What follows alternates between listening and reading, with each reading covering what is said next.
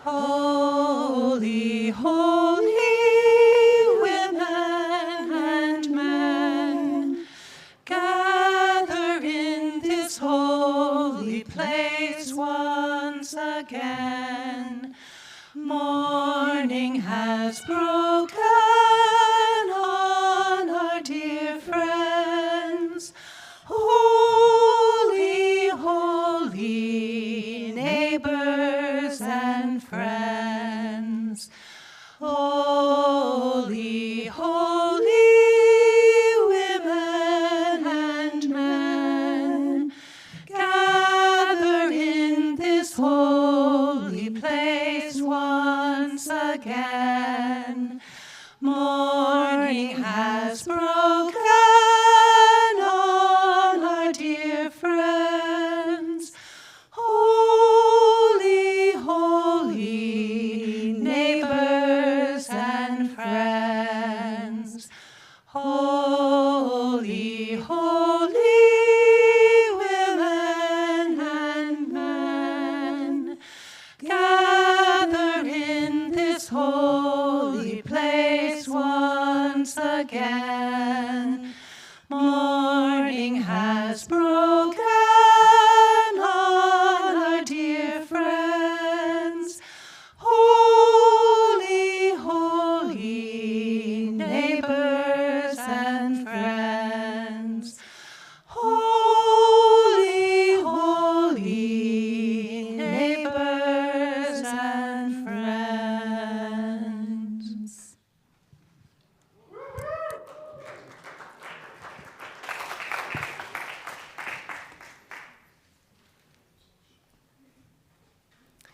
Welcome to this place of possibility. This is love's hearth, the home of hope, a refuge for minds in search of truth unfolding, ever beautiful, ever strange. Here, compassion is our shelter, freedom our protection from the storms of bigotry and hate. In this place, may we find comfort and courage. Here, may our sight become vision, to see the unseen, to glimpse the good that is yet to be.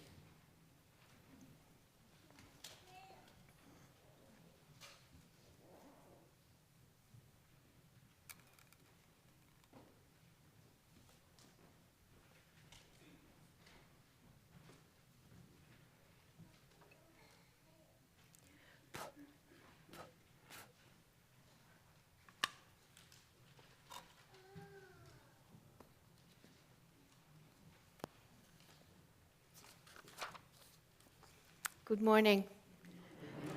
I'm Elenita Muniz. I'm the worship associate leading today's service with Kaya Zafern, our music director, and with the Wabi Sabi Dance Choir. We are approaching our 325th birthday. It comes on October 16th, so we're a little ahead. But the Baptists have been celebrating their 200 years for a whole year, so I figure, why wait, right? We're not gloating or anything. We were here first. We had to be, because you couldn't have a town until you first had a church. So this was the first parish of Harwich, because this was all Harwich in 1700. 325 years may seem like a really long time, and I guess it is. But I think about, in my own life, what connections do I have to the past and to the future? My great-grandmother, Maud Elizabeth Dunbar Potter, was born in 1875. She died when I was 15, so I knew her. We read stories together, we played together, we baked her famous cookies together. I watched her while she made a quilt for my baby brother, and when she was dying, I sat with her and we sang the alphabet together. She was a real person for me, and I feel a connection for her back to 1875. We're talking Little House on the Prairie eras. And I think about how much the world changed in the 86 years of her life. So that's one direction I feel connected back to 1875. In the other direction, our youngest grandsons are 6 and 9. If they follow in the pattern of our family and live a nice long life, they will easily reach 2100, right? Yeah. That's 225 years that I feel a personal connection through Finn and Quentin on this side and through Grandma Maud on this side. So when you think about it, and do think about it for a minute, what is your connection to the past? How far back does your direct connection go? And looking ahead to the future, how far does it go? 325 years doesn't seem like such a long time in those ways, does it? We walked in here this morning just as members of this congregation have done for 325 years.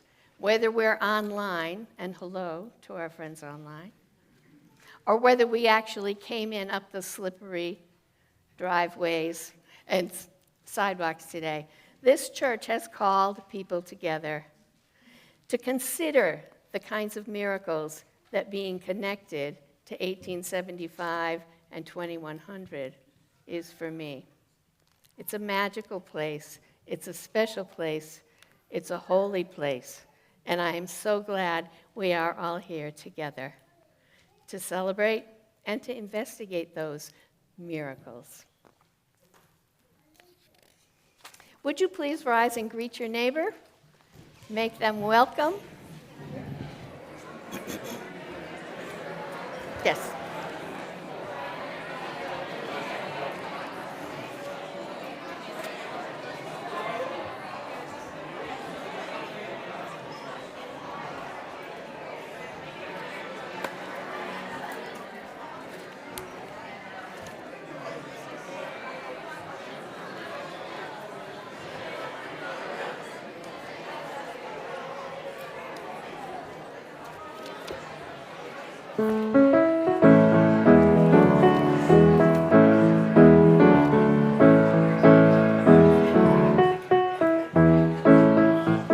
Okay, we're going to sing all together this morning. And if you don't know this one, the lyrics are on the back of your order of service, but it might be familiar, and maybe some of you know all the lyrics. If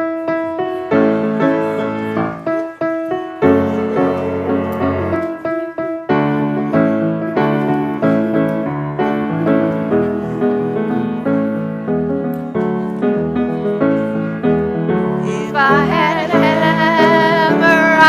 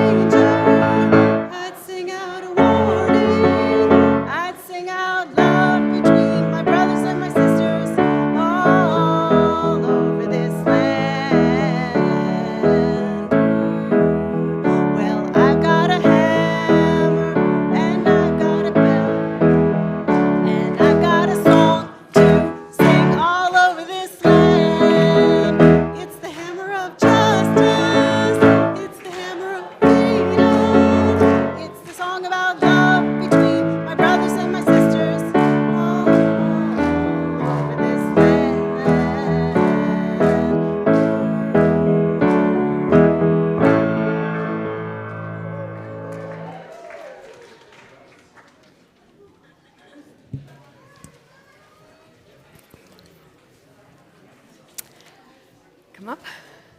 Yeah. So, pardon? Oh, is that next? Yes. Oh. Thank you. Thank you for keeping track of me. Let's do our affirmation. I always like to do it while the kids are still here. You know, there's a part of this affirmation that's written for you. Did you know that? That you're supposed to do the first line, and then the grown-ups do the next one, then you do the next one. Okay, we go try it, okay? If you'd like to rise for the affirmation, let's try it. We believe in love. Love is the doctrine of this church. We believe in truth. The quest for truth is a sacrament. We believe in helping others. And service is our prayer. We believe in the sacredness of life. To the end that all souls shall grow in harmony with the divine. Good job. You need to practice that one downstairs. We'll get Deb to work on that one. You know, time was when we had a child come up here and lead that part of it, so think about that. Maybe you'll want to do that someday. It's kind of fun. So it's getting to be our birthday, 325 years. And one important part of our church has always been our buildings. So today, does anybody know how many buildings we have? Any of you kids know how many? 5. Yes. Excellent. Good guess. All right, so we are going to, how many people here have been in every single one of our buildings? Okay, not everybody. All right, we're going to build a map of our campus this morning, and I need some help with people who want to be the buildings. So I hope that you'll help me. You willing to do that? Okay. You get to ring a bell if you're the steeple. Think about it. So we're going to start with this building. This is Judy Fenner. She's my partner, but she's also the convener of the Building Oversight Committee, which is responsible for keeping our buildings in good shape. And she's going to help us.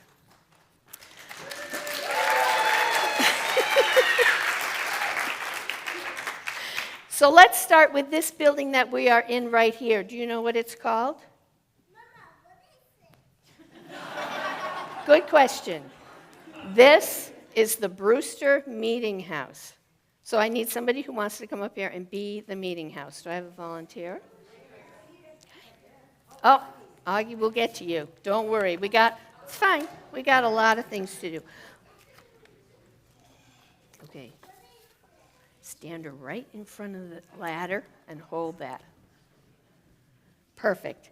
So our first meeting house was built in 1700. We don't know what it looked like. We don't have a record of that. But it lasted 22 years. I don't know what they made it out of. But in 22 years, in 1722, they built another one. Oh, wait, where am I? Uh-oh. I lost a date. Okay, just pretend. You want to put it on? We sort of rehearsed this morning at 5:30. We'll see how it goes. So in 1722, they built a new meeting house. And it had a steeple. And the steeple was not well received in town. There are a lot of comments about that steeple. But we had one. And the congregation grew. And eventually, this building, the 1722 building, was too small. But instead of tearing it down and building a new one, can you guess what they might have done instead of building a new one if they needed it bigger? Augie, do you have a guess? Benji, do you have a guess? They cut it in half. Yankee Thrift moved one section to the east and built a connecting section in the middle. So we have now split our church.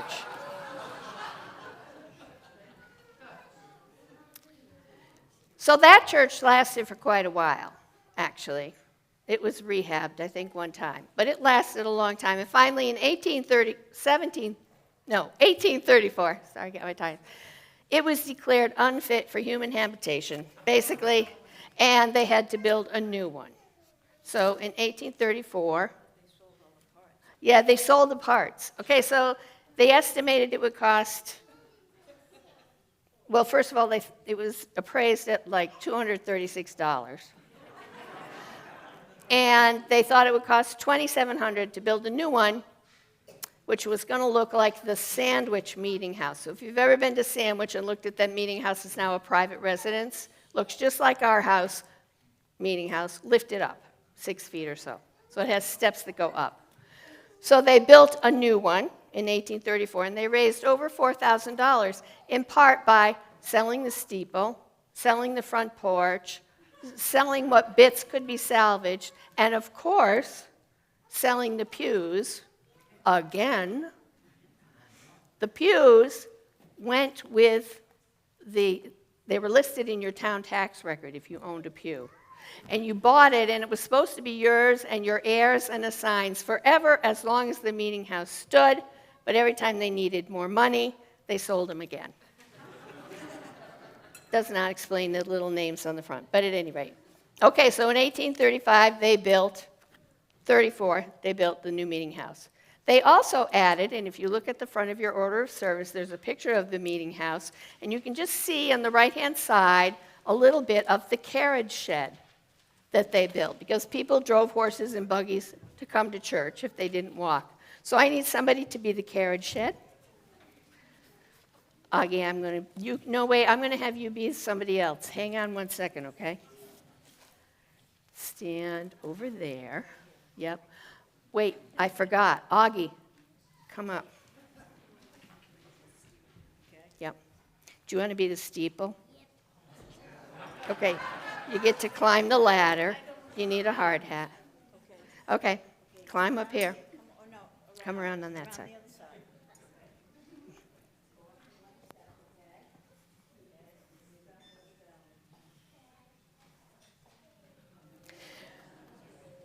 So we have this carriage shed next door, but we don't call it a carriage shed. Do we have a carriage shed over there?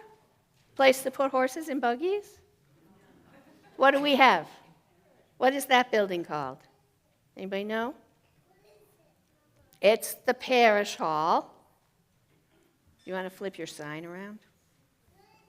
And that was built in 1982. It's pretty new, this building next door. And it looks weird because it had to imitate the carriage shed. So that's why it's the shape and design that it is. Okay, so on this side of the street, we have the meeting house with a steeple. We have the parish hall. What's the little building across the street called? Does anybody know that? Yes? Yes, it is. Would you like to be Dawes Hall? Does somebody else want to come up here and be? Come on up. So Dawes Hall, we'll put you right there. Okay, Dawes Hall was built to be a gathering place and a home for the Sunday school. During the World Wars, when we didn't have a lot of money and it was cold, church met over there. And it wasn't the one big room that it is now. I don't know how many people were in the congregation, but can you imagine all of us trooping over there to meet for church to stay warm? I think we would be plenty warm.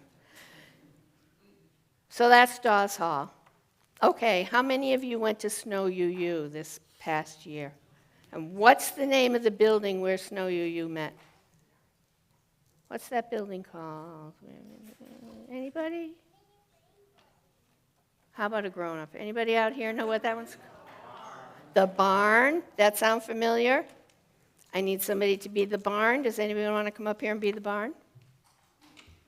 No? How about a grown-up? John's going to be the barn. All right. I love the barn. Now the barn, yeah, that's good. Let's move you a little bit away, just right there. Okay. So the barn was built in 1989. It's our newest building, actually. And 2 of our 5 buildings are post and beam buildings. Do you know which ones they are?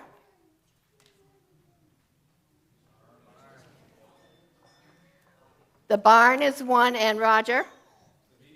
This meeting house is post and beam as well. Okay. What's the building, the big white building that stands next to the barn? Remember what that's called? Winslow House. Does somebody want to come up here and be Winslow House? All right. So now we're getting the campus. We're getting there. We got our buildings. We've got a meeting house. We've got the parish hall. We have Dawes Hall. We have the barn. We have Winslow House. But there are some other important parts of our campus that are not buildings. What connects Dawes Hall and the barn? The path. There's a magical path. There you go. And what about the magical path that I bet the kids know about at Winslow House that goes nowhere? You know the one that goes down by the swamp? It's a secret path. You want to hold this? We'll be that, okay? Okay. So this is our campus. Some of our buildings are really old, but we really like them anyway. Some of them are historic. That's annoying. There's only certain things we can do. If you haven't been in all our buildings, please go in all our buildings and check them out. And again, think about joining the Building Oversight Committee. We also have 2 sheds. We have a lot of sheds, actually, 3 sheds, we do. We have a fire pit. What else do we have over there? The solar farm. We have a gaga pit. Did you know we have a gaga pit? The kids will have to explain how you play gaga, because I don't know. We have a lot of things over there.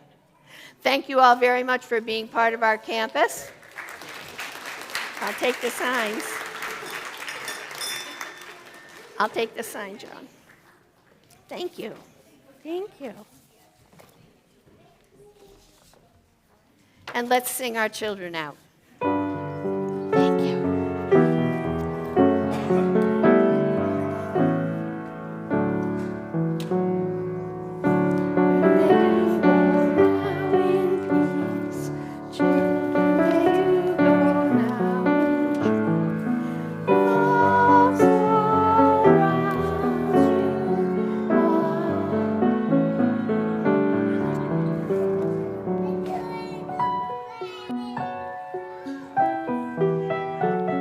What?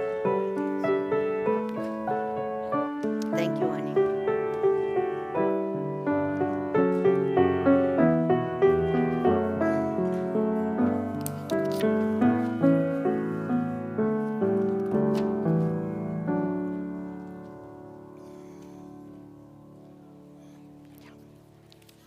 No, not yet.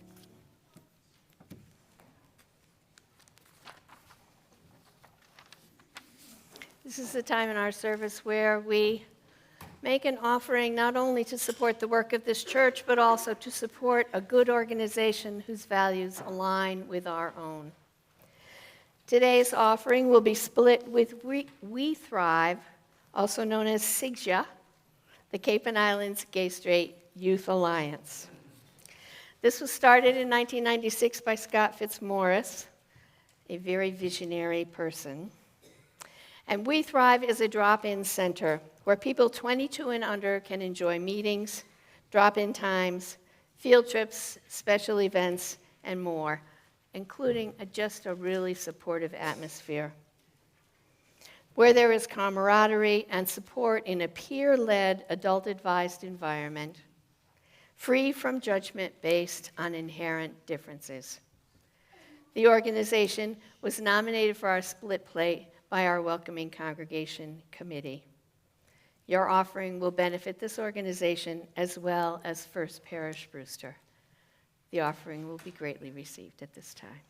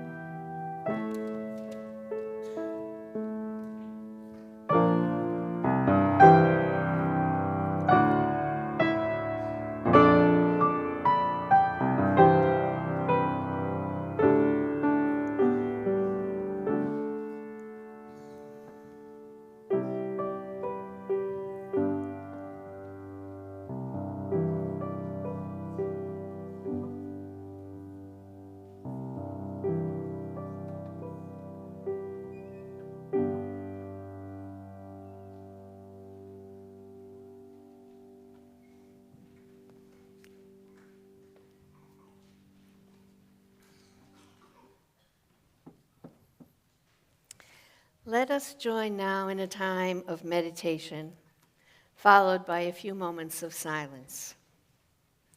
With your feet firmly on the floor, ground yourself and calm your mind. We are here in community, good friends.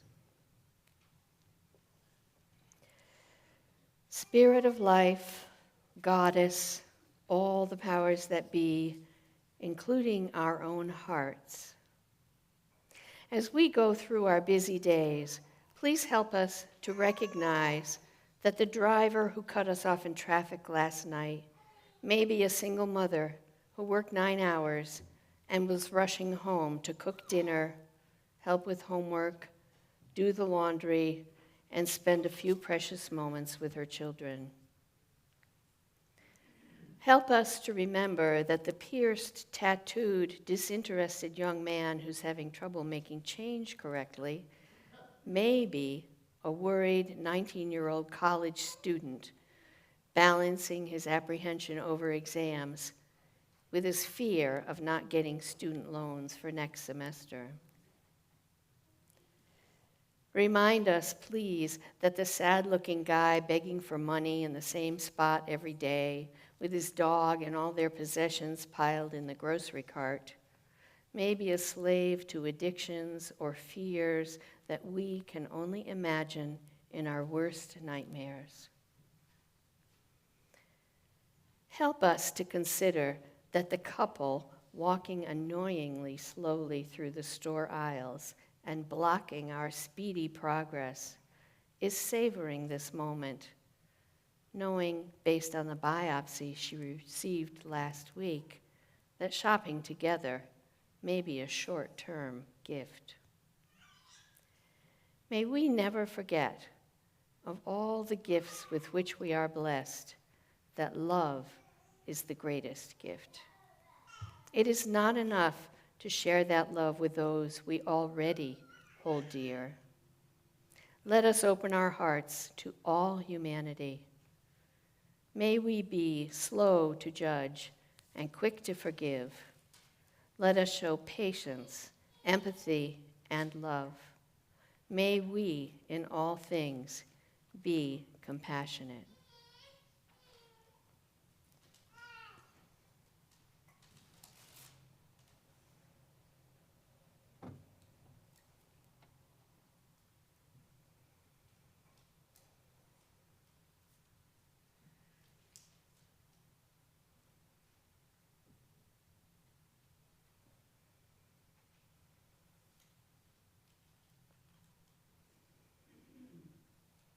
In our daily living, may we hold this moment of reflection in our hearts.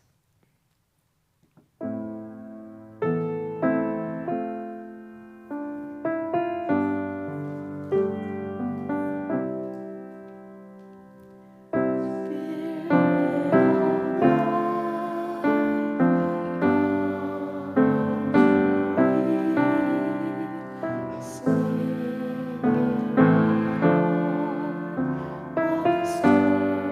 of compassion.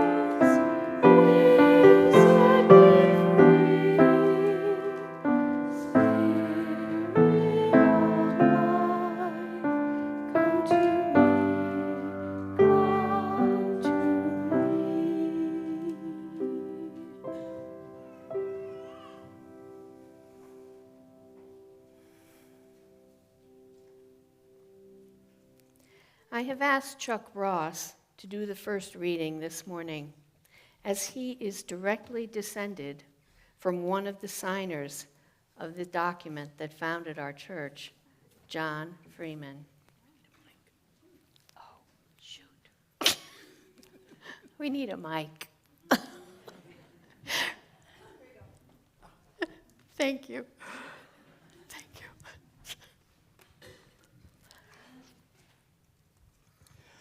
On October 16, 1700, the church in Harwich, consisting of 8 persons, was gathered with a church covenant.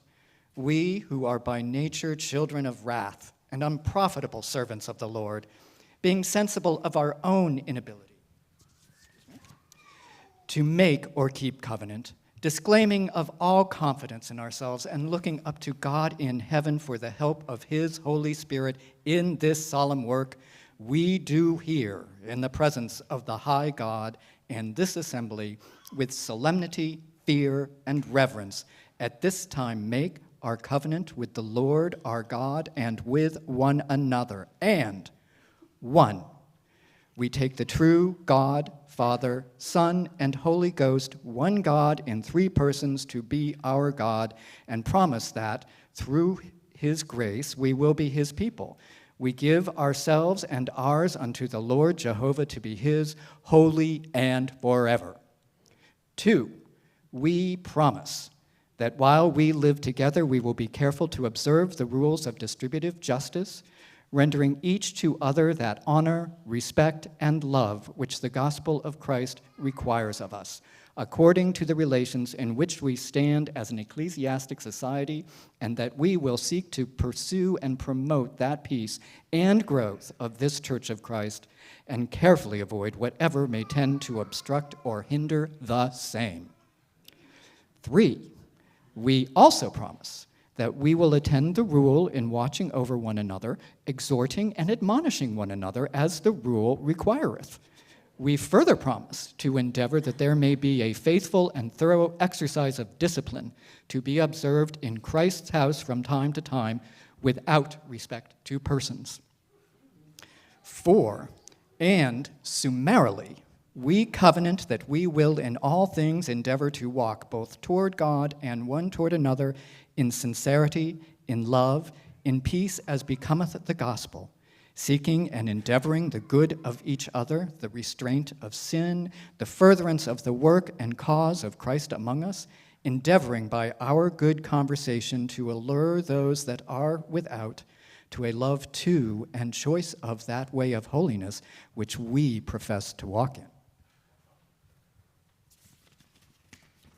Signed, Nathaniel Stone, Thomas Freeman, Thomas Crosby, Edward Bangs, William Merrick, Simon Crosby, John Freeman, Joseph Payne.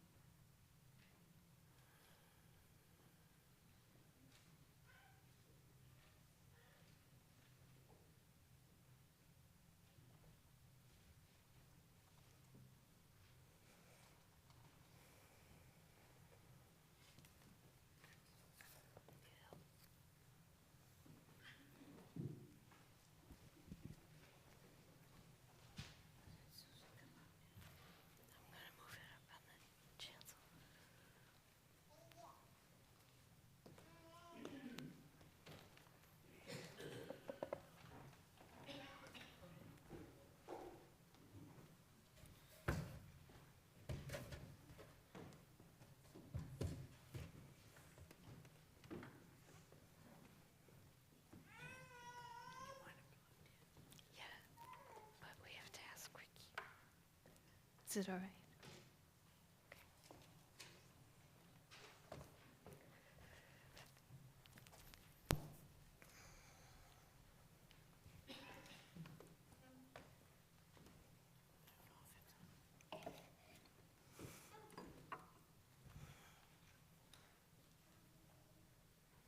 Is this on?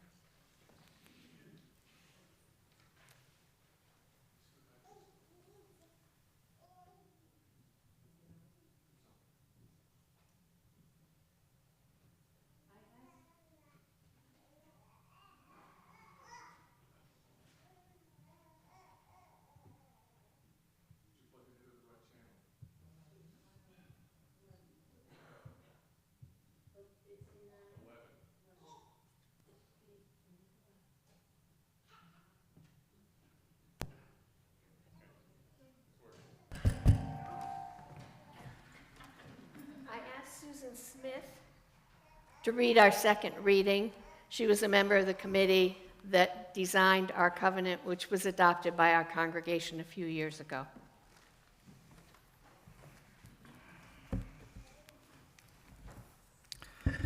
This is the covenant of FPBUU. You can find it on our website. I am wearing a button that we did when the committee did our work, which says, is it true? Is it kind? Will it help? We were wearing these buttons for a while. The kids were wearing the buttons for a while. Is it true? Is it kind? Will it help? Number 1, we respect the wisdom of all in a friendly and loving manner. Everyone deserves to be heard, including our children and youth. We approach one another as spiritual partners. Before speaking, we take a breath and think, is it true? Is it kind? Will it help? We speak directly and openly with empathy, compassion, and kindness. We use I statements and respect healthy boundaries. We act in good faith according to our UU values. We listen carefully to the decisions made by leadership and expect our leaders to honor the voices of those who disagree. When needed, we follow the processes of reconciliation and resolution through right relations. We embrace questions and engage directly, listening deeply. When conflict appears, we see it as an opportunity for change and growth. Understanding our differences, we allow for missteps and welcome feedback. We seek the goal of reconciliation, encouraging peer and social support when needed. And number 5, we aspire to be our best selves. Whenever we need to, we have the capacity to gently remind and call each other back into covenant, into the widening circle of our loving community.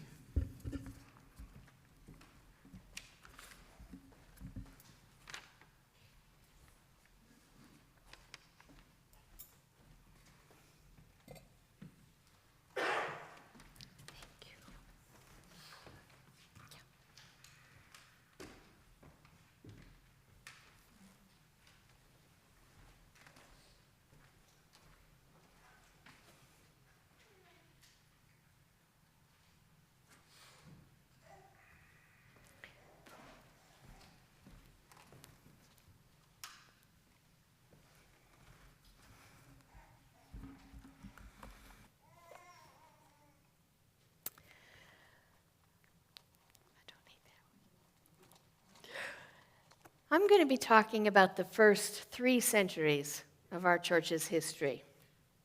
What's happened in the last 25 years is subject for another sermon, not today. My sources for this sermon were these 2 precious books. This is the church records from 1700 to 1790. The original was written in Nathaniel Stone's hand and in Isaiah Dunster's hand and then in John Simpkins' hand. But this one only goes to 1790. It was reprinted in 1911 privately, and I borrowed this 12 years ago when we were doing the Meeting House restoration from Ellen Davies, who was our church historian, and I haven't yet returned it. The second book is this one, and I hope you all have a copy of it. If you don't, we have more, and I hope you've read it. It's fascinating. This was written at the time of our 300th anniversary, and it tells the history of our church. In the 1700s, as I said before, there was no separation between church and state. The town couldn't exist till we had a church, and the town supported the church, paid the minister, provided housing and land. Ownership of the pews was listed in the tax rolls, and as I mentioned, they were often resold. I suggested that when we did the restoration of this building, but nobody would go for it. Here's the thing that really blows my mind. Our first 3 ministers served this church for 131 years. Considering that we've had 14 ministers in 20 years, that's a pretty amazing fact. Reverend Nathaniel Stone served from 1700 to 1755. Isaiah Dunster came in 1748 as an assistant minister and then took over for Nathaniel Stone and served until 1791. John Simpkins thereafter serving until 1831. The 18th century church was rigid, Calvinist, with an adherence to strict rules. Nathaniel Stone was in charge, and his word was law, mostly. The town meetings were held in the meeting house. So we didn't have a mayor, but we had a minister. The records in this book, written down by Nathaniel Stone himself, are largely comprised of lists of baptisms. Although the children, interestingly, were named as belonging only to the father, I guess they were all the result of parthenogenesis. Nobody seems to have had a mother.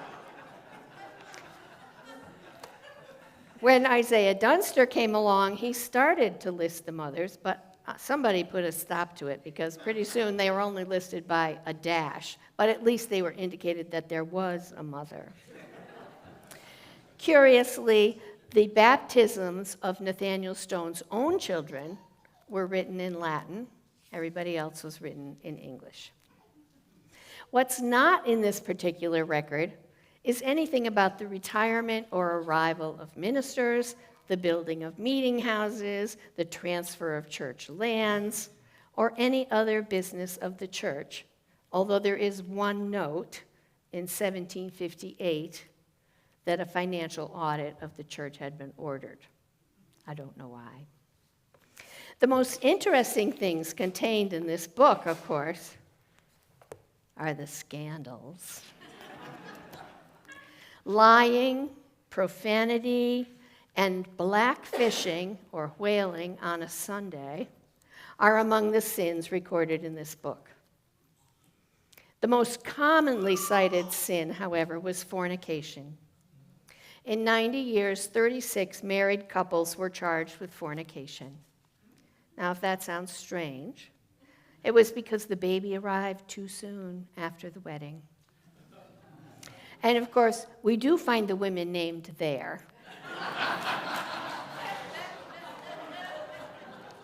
The punishment for sins was excommunication.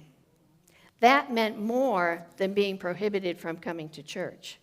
It also meant the loss of standing in the community and the loss of voting privileges in the town. What's recorded in this book is generally not the casting out of the sinner, but rather the sinner's public confessions before the meeting and their readmission into the covenant of the church. In addition to citations of fornication, we also find women named in cases of public drunkenness or excessive drinking. Apparently, only women were guilty of this behavior, as no man is ever accused of public drunkenness. Once again, public repentance and a promise to adhere to the covenant, plus an additional commitment to, quote, live for a quarter of a year with nothing reported of a scandalous nature, and a further promise to exercise a conversation agreeable to the gospel were the requirements for a welcome back into the community. Of course, we know that alcoholism doesn't work like that. And over the course of years, we can trace the progress of the disease in some members of this congregation. Another issue that drew Reverend Stone's attention was absenteeism, because church attendance was required by law. In one case, a Dr. Bangs, having missed church for 6 months, was called upon by the deacon and another elder, sent to find out on behalf of Reverend Stone why Dr. Bangs had been absent. Bangs' response, returned via the delegation, was, quote, it was none of his business, unquote. Dr. Bangs' recalcitrance ultimately earned him a formal admonition, approved by the church committee and recorded in this book. Another thorny issue was Reverend Stone's neighbor, George Weeks, who presumed to preach the Christian doctrine to the Indians, but without approval by Nathaniel Stone. Weeks also seems to have set himself up as a rival preacher for certain members of the congregation, and this infuriated Nathaniel Stone, who in high dudgeon wrote down all the reasons why Weeks's actions were inappropriate. First, Weeks had no education. Second, he was a person of low degree, while a minister needed to be a distinguishingly qualified person. Third, his actions were a violation of the church covenant. And finally, they diminished the order of the church.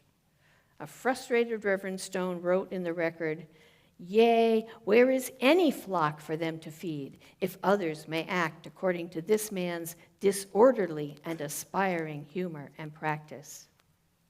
George Weeks was a recurring problem. Many years after this instance, he was sent another letter from the church that contained the following words: "We think proper to observe to you that your keeping a woman of ill fame in your house, your frequent traveling with her from place to place, and treating her and her illegitimate child with much tenderness, are things which we fear are not of good report. Therefore, we earnestly entreat you that you would dismiss the woman from your house and avoid her conversation as much as is convenient, or at least inform us of the reasons which prevent you from doing thus, if you think proper." So the church in the 1700s can be characterized as conservative, strict, top-down, misogynistic, and prone to humiliating its sinners. It was a time of adamant Christian rules. Nathaniel Stone was no different from any other minister in the Massachusetts Bay Colony, which is probably why Roger Williams left.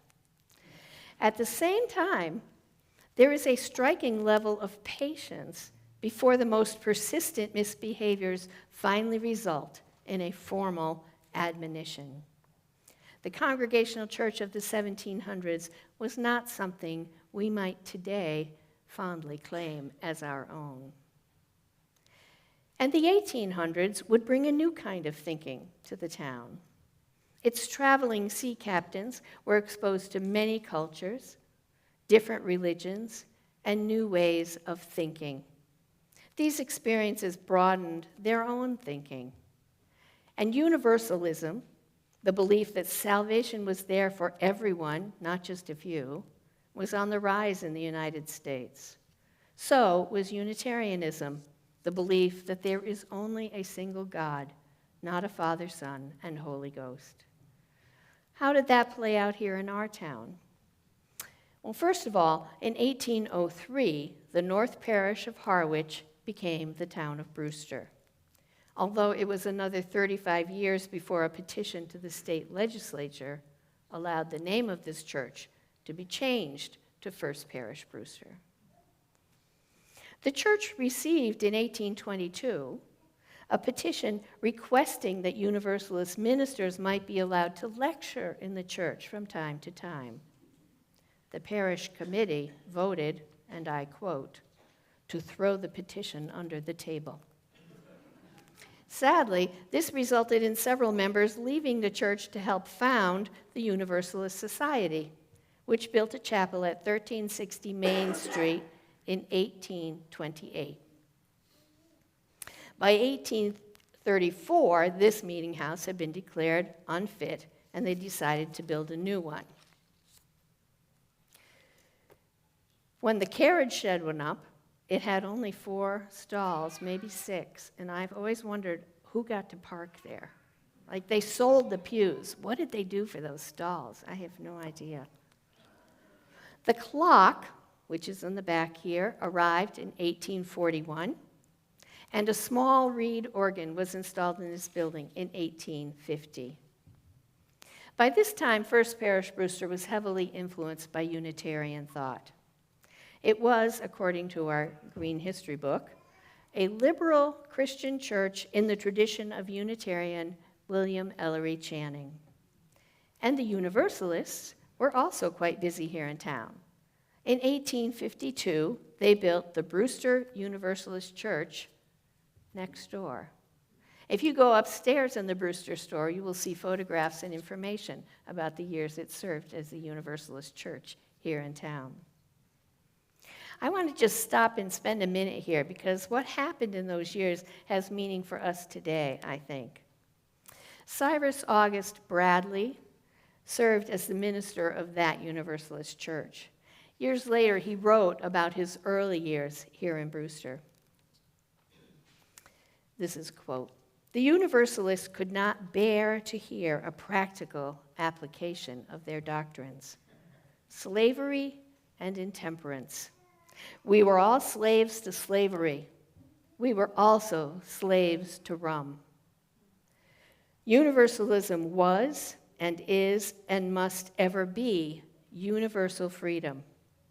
There was therefore, of necessity, a perpetual clashing between the slavery interests, the one absorbing question of national politics, and temperance, a vital issue in local politics, and practical universalism." He continues, "In 1850, the famous fugitive slave law was enacted by Congress, followed in the next year by strong attempts to enforce it. The provisions of the law were very stringent. Excitement was intense. About 50 active ship captains lived in town then, and every one of them sided with the slavery interests. I then believed I should live to see an end of chattel slavery. I was daily told, it will never end in this world. There was not a pulpit except those of our own sect that would allow me entrance. Scarce a clergyman of another sect would meet me in any service, unite with me even at a funeral, or recognize me socially as an individual." And our historian in the Green Book says, presumably this included First Parish, which was not at that time Universalist. But times were changing in the town and the church. In 1860, the Universalists next door were invited to unite with First Parish Brewster. A year later, our Holbrook organ arrived. It was purchased by Captain Freeman, whose wife and descendants often served as the organist. It is a valuable and very historic instrument, the only Holbrook organ still operating in its original form.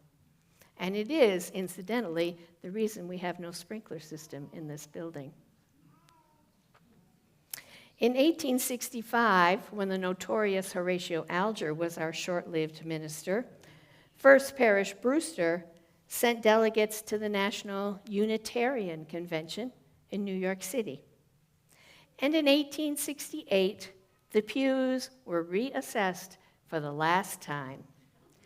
56 pews were assessed at $1,200.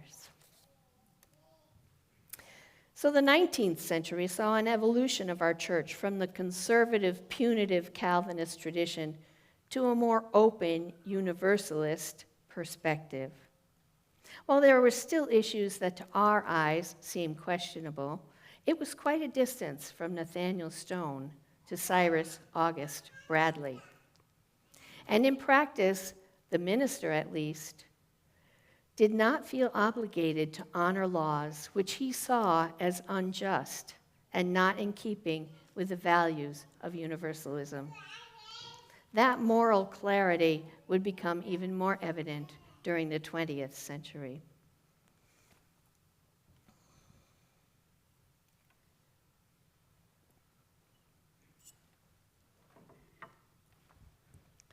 For the first half of the 20th century, First Parish Brewster was a small congregation with maybe 40 members and a Sunday attendance of anywhere from 5 to 25.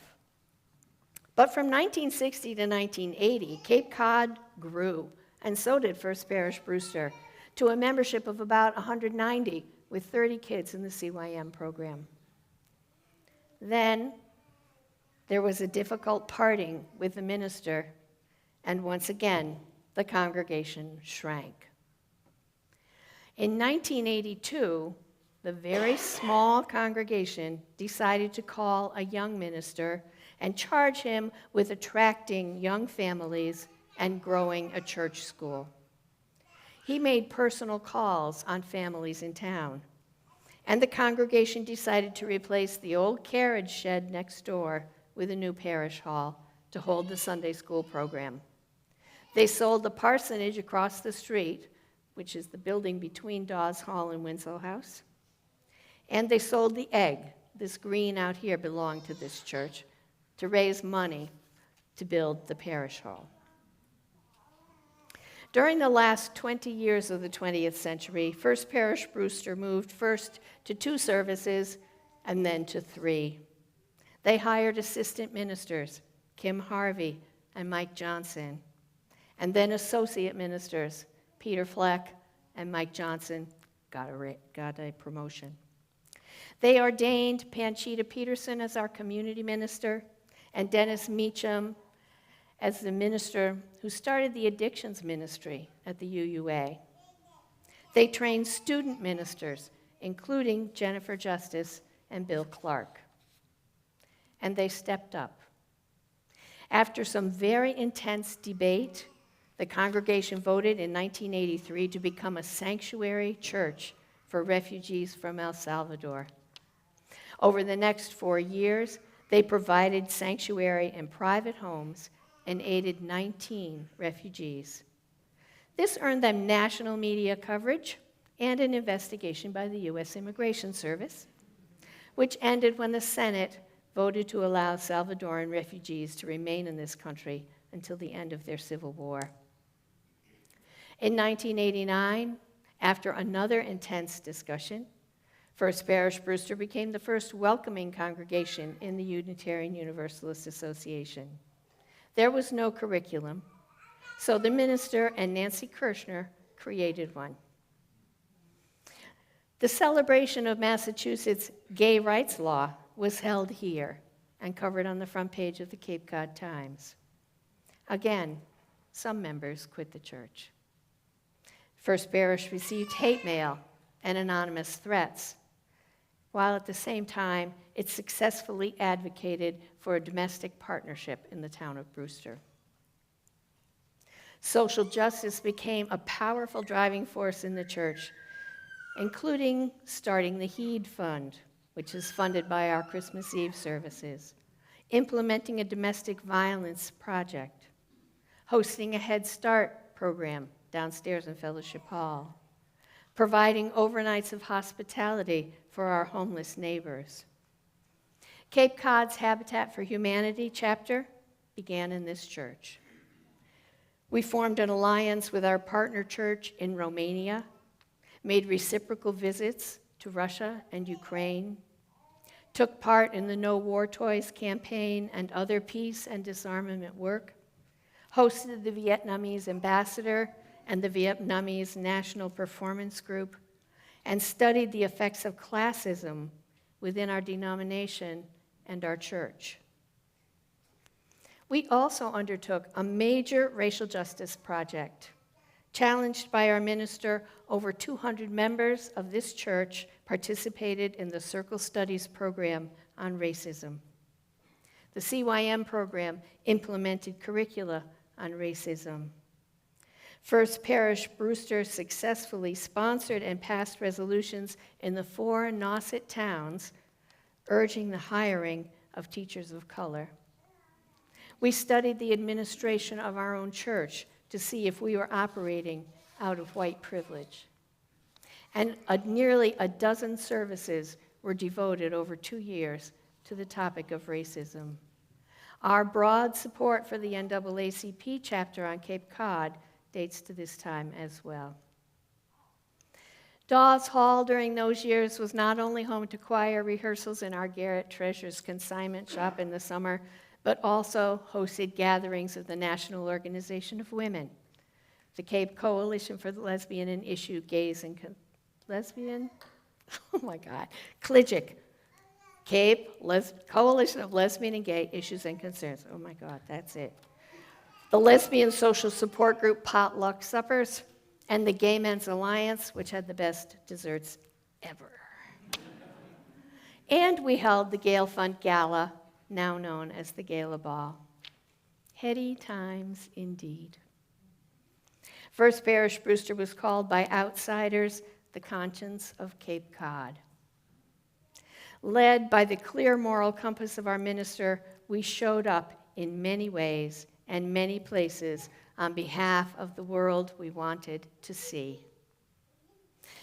Looking back at our 325-year history, we can see an evolution from rigidity toward acceptance and love.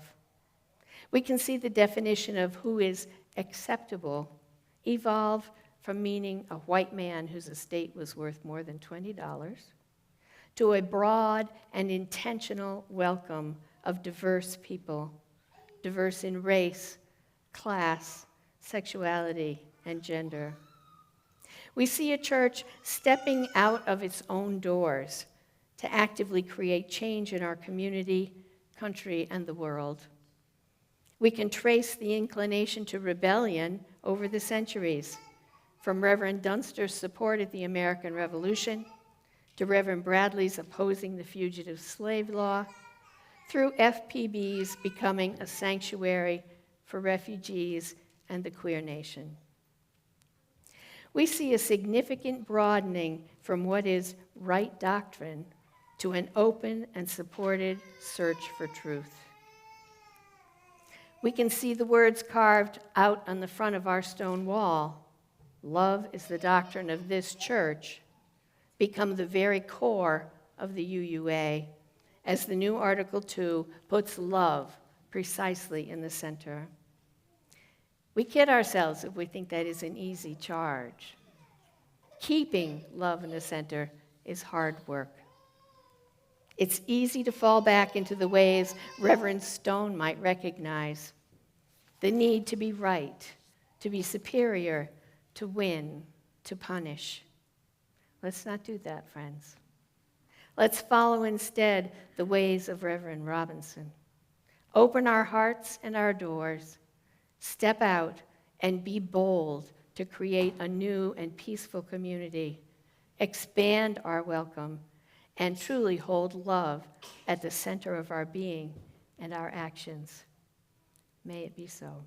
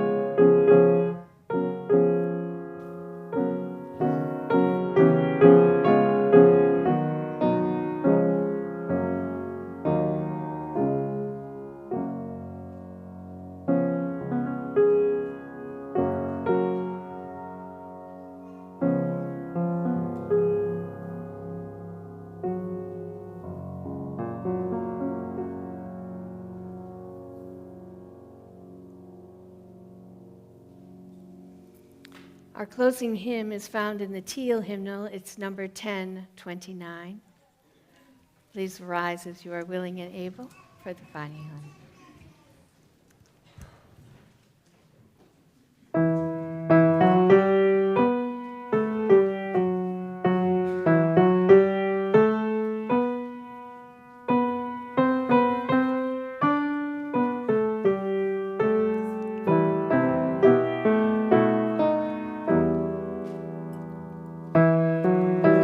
Waits for us to hear.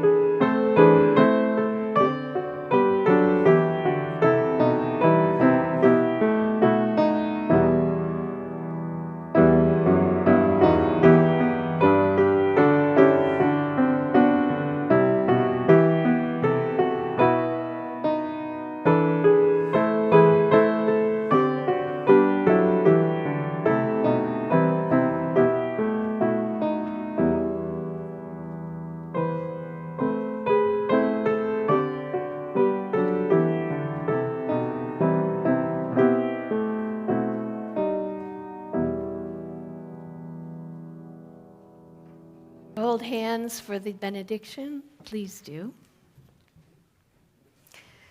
This benediction was written by our former minister, Eric Walker Wickstrom.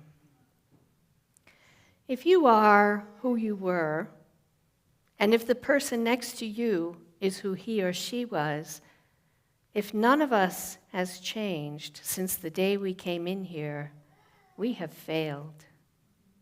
The purpose of this community, of any church, temple, zendo, mosque, is to help its people grow.